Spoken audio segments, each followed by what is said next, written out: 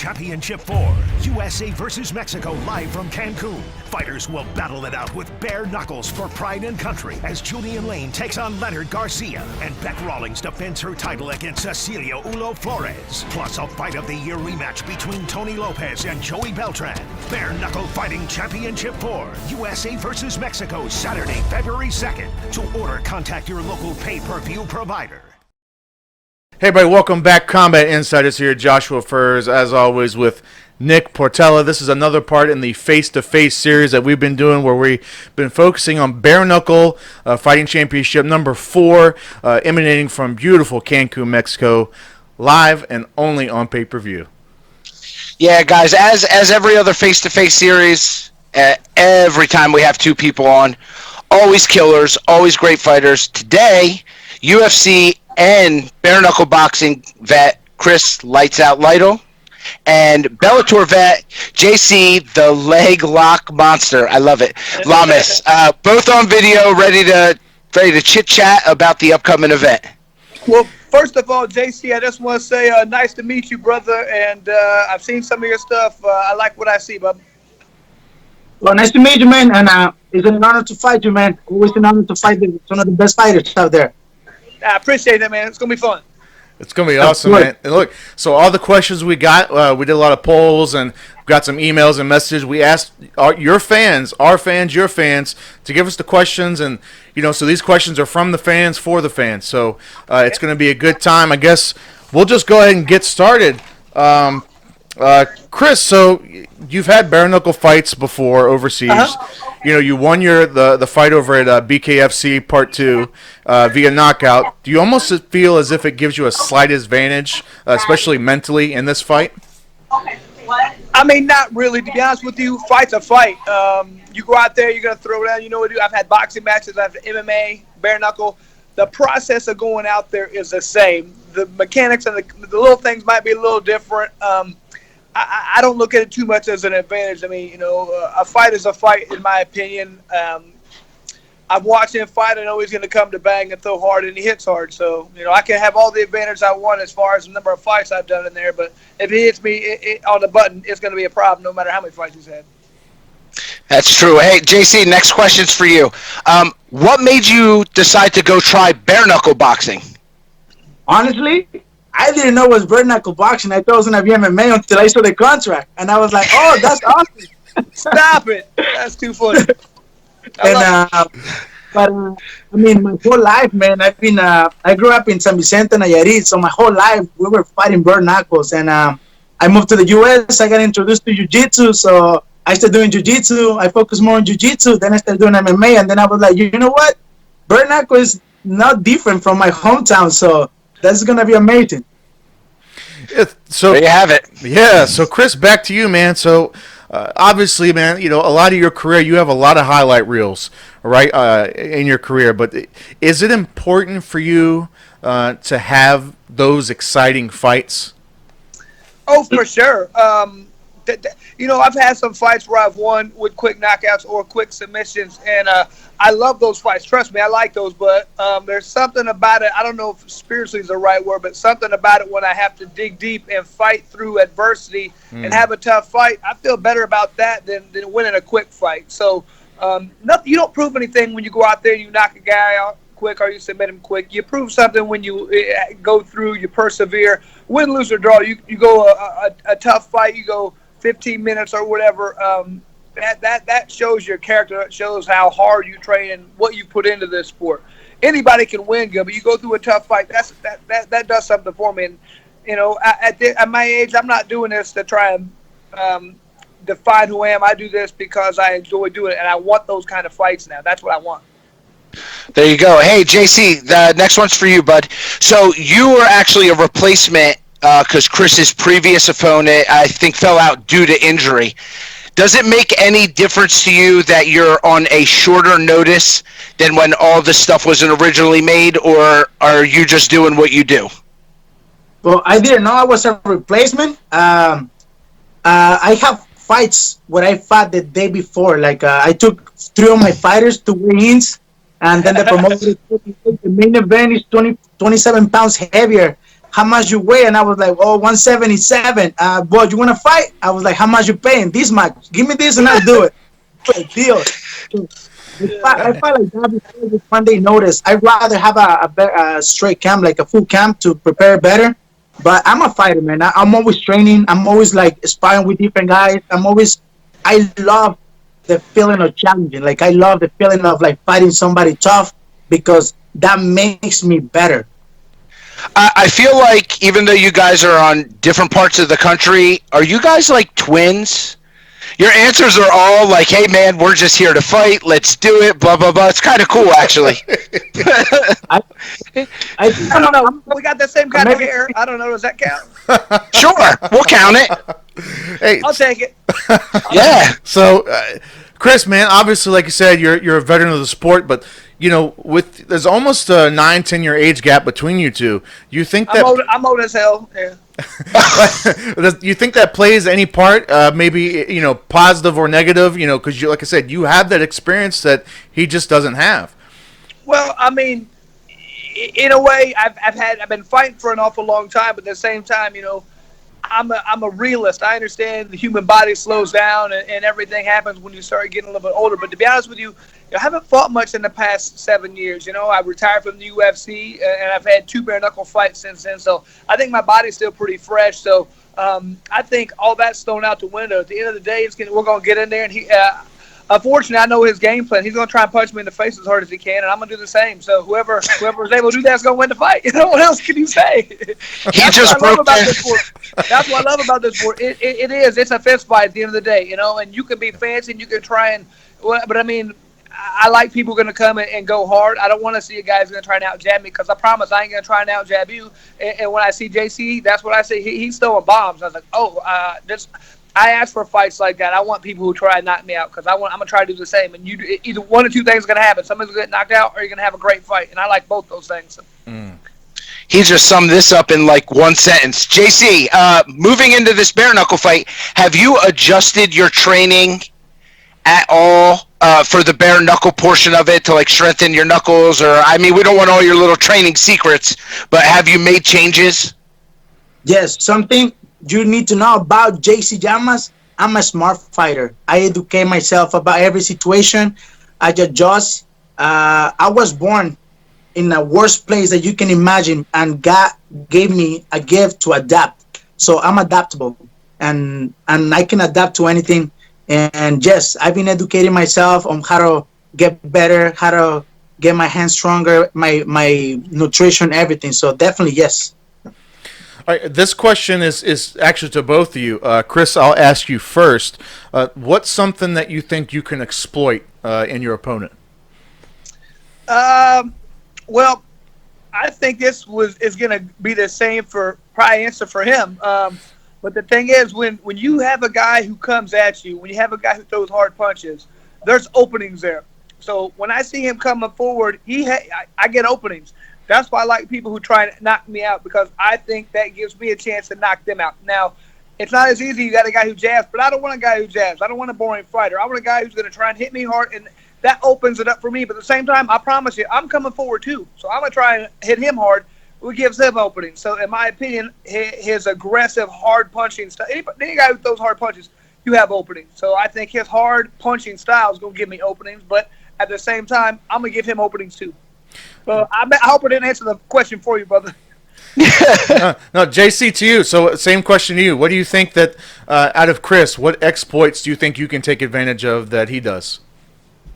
Well, I see some of his fights, and I noticed, I think it's probably going to happen to me too, but I noticed he fights in MMA.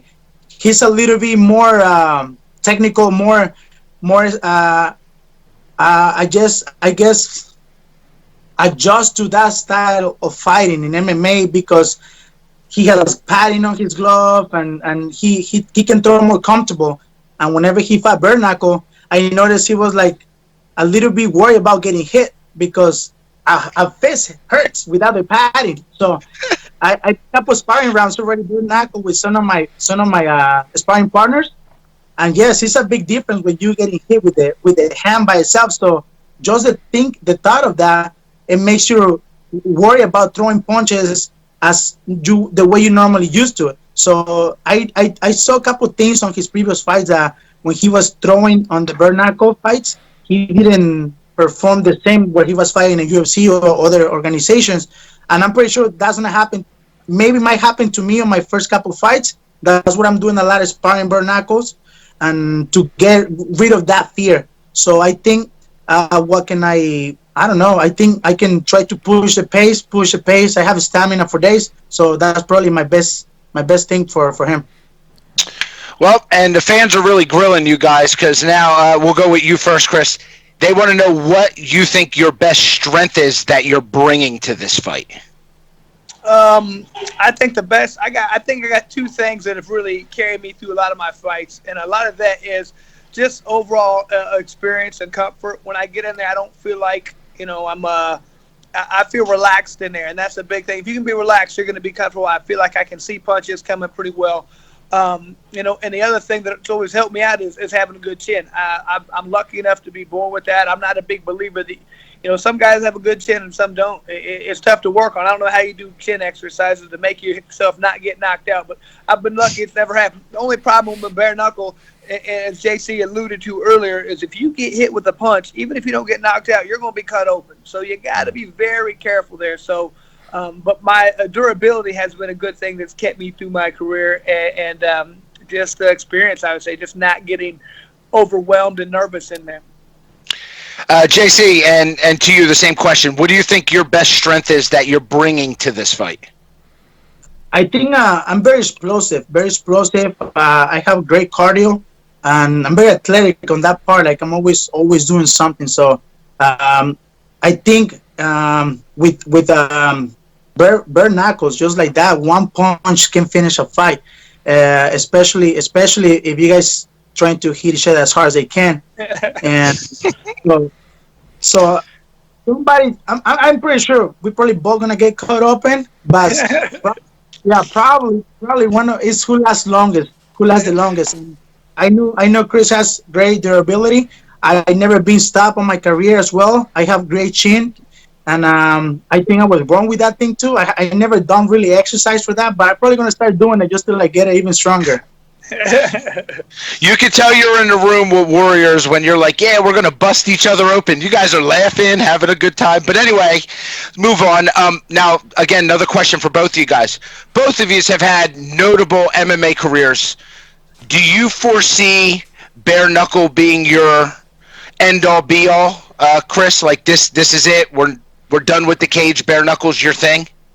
I felt like that for a while. I retired from MMA for a reason. It was, to be honest, and I hate saying it like this because it's going to sound pathetic, but I mean, MMA is much harder to train for than bare knuckle. Bare knuckle, I go to the gym and, you spar, you hit the bag, you jump rope, you shadow box, that's it. I mean, that's the first, third of your practice for MMA. MMA, you got to wrestle, you got to do jiu-jitsu, you got to do kickboxing, boxing. It's so much more difficult on the body. Yeah, I'm not doing MMA anymore. They'd have to offer me an awful lot of money, and UFC ain't doing that to me. So, I'm not going to do that anymore. This is where I want to be. We like you here, so it's okay. Good. JC, same to you. I mean, again, notable MMA career, but is this the transition, or do you feel like you're going to stick with bare knuckle the rest of the way through?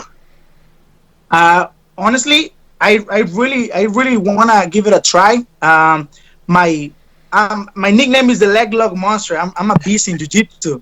So I have a lot of students. I have 30 gyms around Mexico, US, Canada, Brazil. So I'm always teaching like martial arts, jiu-jitsu, MMA, boxing. I have a lot of fighters that do boxing as well. So I think I'm gonna give it a try, bare knuckle fighting, and of course I'm gonna keep training other martial arts like jiu-jitsu, capoeira. I've been doing capoeira my whole life. So but I'm gonna stick to bare knuckle for right now. Hopefully, great things come along, and let's see how it goes after this. Yeah. Well, guys, this is the last question for you guys. We don't want to hold you up too much longer, but and obviously, you guys, I'm sure you guys respect each other and all that. But at the end of the day, someone's got to win. Someone's got to get that W. What's your prediction for the fight? How do you see it going down? Chris, to you first. Well, I've been pretty honest about it, and I've said it a couple of times. I think we're going to go out there and just bang. So it's obviously very difficult to tell when you do that. I don't want to say it's a 50-50 fight, but I mean, anybody could get cut open. Anybody can get hit hard. So I'm predicting either just a knockdown, drag-out, awesome fight, or somebody's going to stop. I know neither one of us has ever been stopped. So, I mean, I've been stopped by a cut before, but that's it. So I would say I'm hoping that my hand gets raised at the end of the day, but at the beginning, I'm not going to go out there and say, "Oh, I'm going to knock him out." I don't know that. I hope so, and I'm sure he hopes the same thing. So I'm predicting.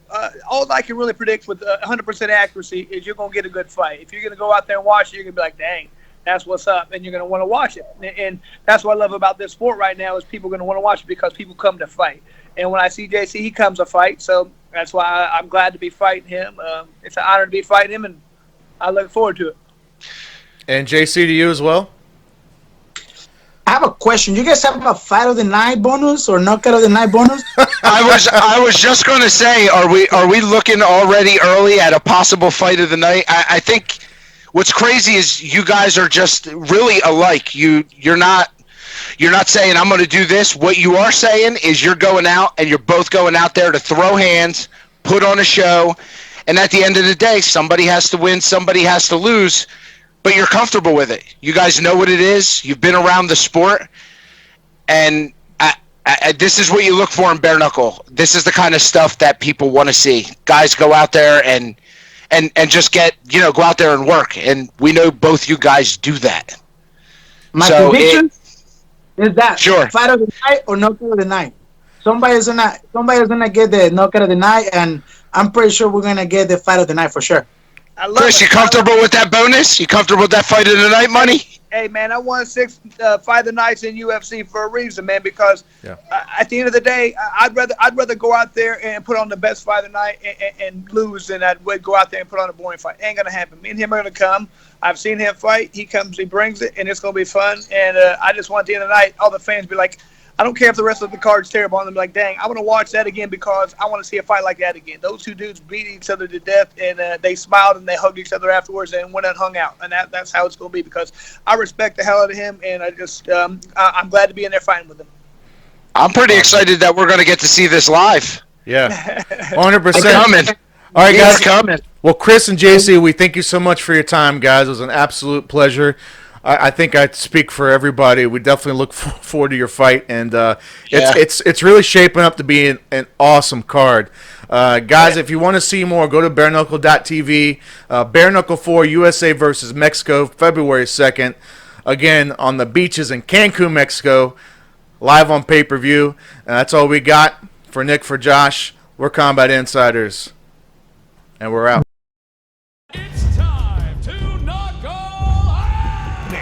Fighting Championship 4, USA versus Mexico, live from Cancun. Fighters will battle it out with bare knuckles for pride and country as Julian Lane takes on Leonard Garcia and Beck Rawlings defends her title against Cecilia Ulo Flores. Plus a Fight of the Year rematch between Tony Lopez and Joey Beltran. Bare Knuckle Fighting Championship 4, USA versus Mexico, Saturday, February 2nd. To order, contact your local pay-per-view provider.